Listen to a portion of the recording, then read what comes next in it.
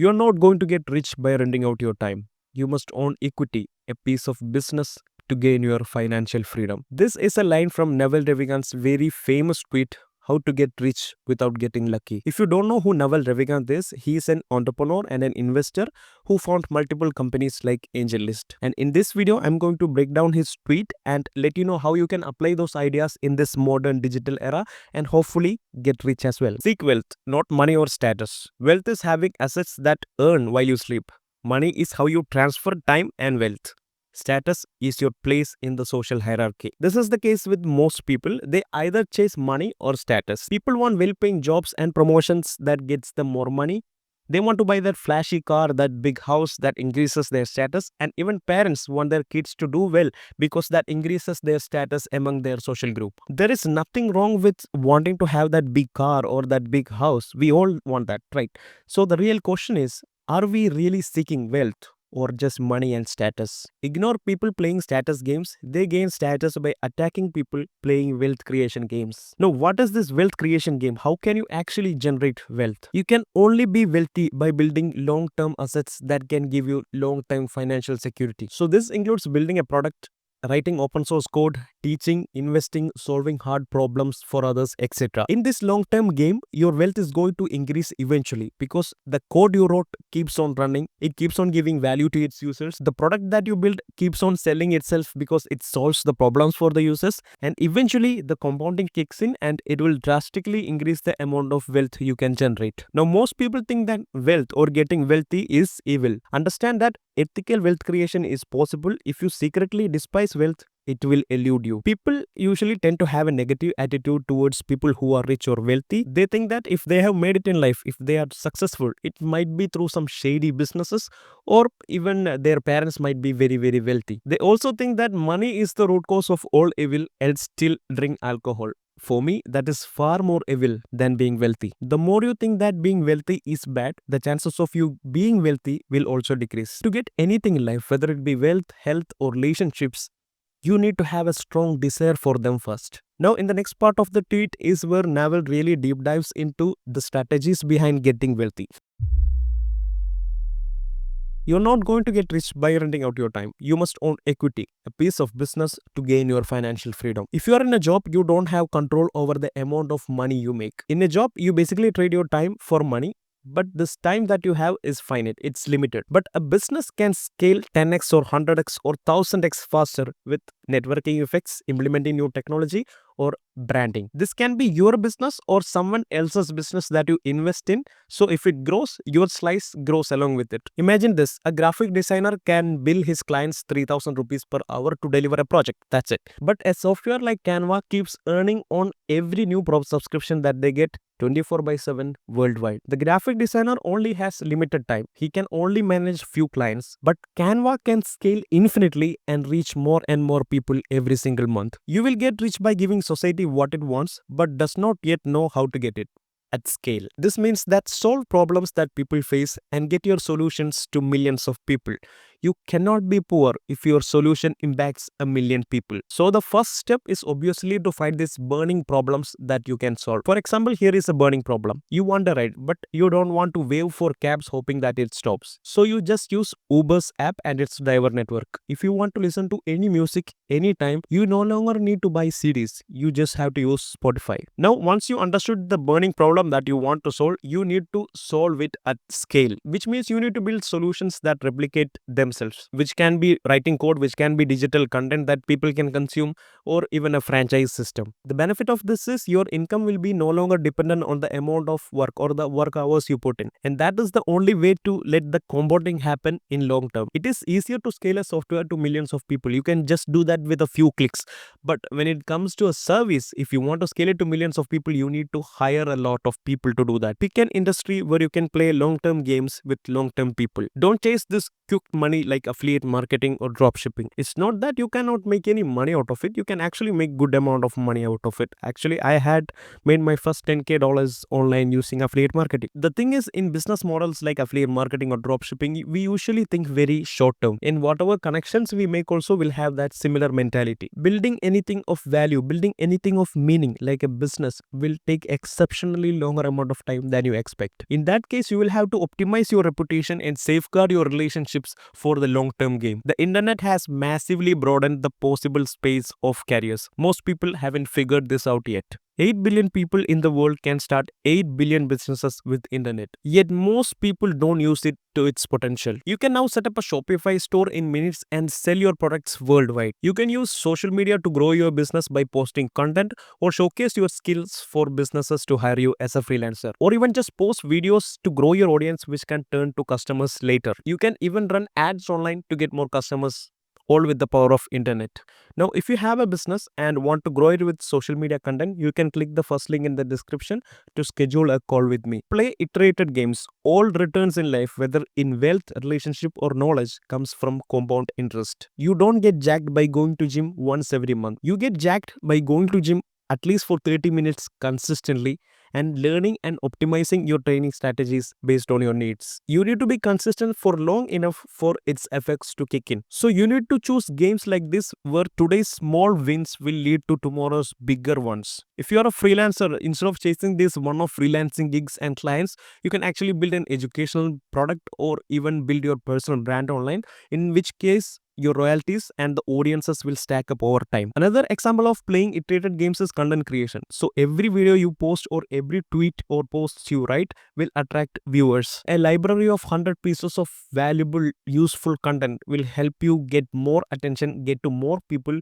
than one or two viral videos. Pick business partners with high intelligence, energy, and above all, integrity. Skills can be taught, work ethics can be inspired, but character, that is baked in. So you need to choose collaborators or partners who are smart enough to solve bigger problems, driven enough to keep moving when it's hard, and so trustworthy that you would let them access your bank account. Don't partner with cynics and pessimists. Their beliefs are self-fulfilling. Learn to sell, learn to build. If you can do both, you will be unstoppable. Two of the greatest skills that you can have in the modern world is building and selling. If you can build a great product by turning your ideas into reality and persuade customers, employees, and market to use that product and buy that product, then you will be unstoppable. One of the best examples for this would be Jeff Bezos, who built the early Amazon. He also had crystal clear shareholder letters that convinced the people of Wall Street to invest in the company and to ignore profits for almost a decade. Arm yourself with specific knowledge, accountability, and leverage. Specific knowledge is knowledge that you cannot be trained for. If society can train you, it can train someone else and replace you. Now, this is what is exactly wrong with our educational system. We are so focused on specialization. Students, they just learn a trainable skill, they specialize in it, and they commoditize themselves. And how they do it? They do it through learning online courses, they get into boot camps, they study the materials that is available. But here is the thing. An AI model can be trained based on those same materials, and they can learn those materials faster than human beings ever could. And the result is AI gives faster, better results that is consistent and cheap. A 5-year degree in generic coding, copywriting, or accounting can be replicated by a fine-tuned AI model after one update cycle. Now, this is the problem of being a specialist. It is actually dangerous because you are actually replaceable. You can be replaced by another specialist or an AI model. So the solution for this is to gain specific knowledge and be a generalist. Specific knowledge is found by pursuing your genuine curiosity and passion rather than whatever is hot right now. What AI can't copy easily is weird cross-domain mashups, taste, insider context, and relationship-driven trust. To gain the specific knowledge and to be a generalist, you need to just pursue your curiosity, experiment different things, and eventually you will be good at so many different things, and then you can mash up these different domains that you tried and bring them together to build something of your own. For example, Steve Jobs, he wasn't a technical expert, but he had a deep interest for computers, product design, marketing, and business strategy. He combined two different subjects, technology and art, to create products that people love, like MacBook and iPhones. That is the power of being a generalist and having specific knowledge. Building specific knowledge will feel like play to you, but will look like work to others. Now, this is the best way to know if you are actually pursuing a passion or not. People might think what you do is crazy or difficult, but you are just having fun. You can learn, study, and build a project for 12 hours on a Saturday and still call it a day off. When specific knowledge is taught, it is through apprenticeships, not schools. School teaches the same thing every single year, and if you only learn that, if you don't go beyond that, you will actually be a replaceable cog in the machine. Now, if you want specific knowledge, you need to get your hands dirty and do those side projects that help you get the skills. Specific knowledge is often highly technical or creative. It cannot be outsourced or automated. Embrace accountability and take business risks under your name. Society will reward you with responsibility, equity, and leverage. Give me a lever long enough and a place to stand, and I will move the earth. Archimedes. Fortune requires leverage. Business leverage comes from capital, people, and product with no marginal cost of replication.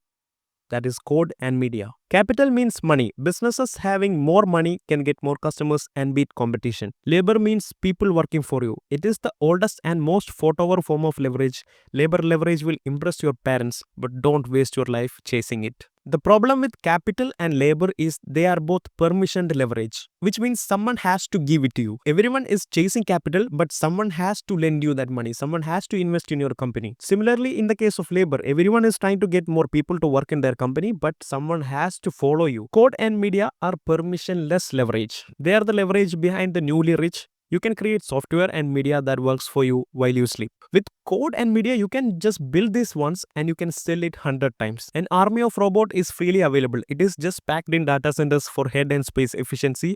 Use it. You can use these data centers by Google or Amazon across the world to host your website, to host your code, to run your automation scripts. Even the videos that we post on YouTube are stored in these data centers that gets delivered to millions across the world. If you can't code, write books and blogs, record videos and podcasts. People think that they cannot learn code. Somehow it's so difficult, which I really disagree. I think anyone can learn the basics of coding and build stuffs using AI now. But if you still think you cannot code, you don't need code anyway. There is something for everyone. So you don't like to record videos. Okay, fine. You write tweets. You can do podcasts. You turn that tweets into blog articles. You turn that tweets into Instagram posts. There is a lot that you can do with internet and these data centers around the world. Leverage is a force multiplier for your judgment.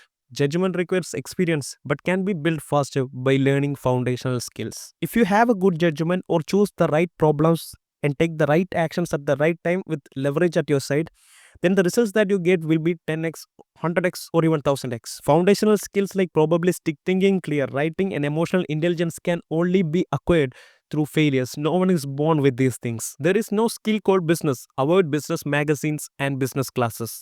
Study microeconomics, game theory, psychology, persuasion, ethics, mathematics, and computers. Reading is faster than listening. Doing is faster than watching. You should be too busy to do coffee while still keeping an uncluttered calendar. You have a lot of things to do in a day, but your calendar looks very empty. Now, that is only possible if most of what you're doing is high leverage deep work, like writing code or recording a video like this. Set and enforce an aspirational personal hourly rate. If fixing a problem will save you less than your hourly rate, ignore it. If outsourcing a task will cost less than your hourly rate, outsource it. This is one of the best time management tips ever. Now, to find your hourly rate, it's simple. If you have a job, this can be calculated by dividing your monthly salary by the total number of hours that you put in that particular month. Now, if you don't have a job, then probably you will have to do most of the tasks on your own. Work as hard as you can, even though who you work with and what you work on are more important than how hard you work. So there is this interesting story about two Egyptian brothers, and these brothers were competing to build a pyramid, and whoever built it first would receive a lot of riches from the pharaoh. The elder brother decided to work on it immediately and started to place bricks on top of each other to build the pyramid. But the younger brother did not start to build the pyramid immediately. Instead, he was in his workshop building and designing a crane to lift the bricks. After a couple of years, the elder brother had already finished the basement for the pyramid, but the younger brother only just started to work on his pyramid. As years passed, the elder brother was finding it difficult to lift the rocks and build the pyramid, and eventually, after a couple of more years, he died of exhaustion. But the younger brother, using the crane, he completes the pyramid and gets a lifetime of riches from the king. Which means the thing that you work on, what you prioritize, is more important than hard work. Become the best in the world at what you do. Keep redefining what you do until that is true. There is no get rich quick schemes. That's just someone else getting rich off you. I see that like lot of people, especially in India, betting on cricket matches, on football matches using Dream 11, thinking that they might get lucky one time and get lakhs and crores of rupees. But if you analyze it properly, you will understand that the probability of someone winning that competition is very, very low. And people play these competitions for years. Here is the thing, you can get rich quick, but you cannot get rich easy. Now, if you do the math for Dream 11, in a single match, there are 20 million possibilities for having the dream team. Out of that, the chance you win with a random team is 1 by 20 million, which is close to 0.0000005%. Do you know what else you can do with the time and money that you invest in this? Learn a new skill, build a business, do anything. Apply specific knowledge with leverage, and eventually you will get what you deserve. And when you are finally wealthy, you will realize that it wasn't what you were seeking in the first place. But that's for another day.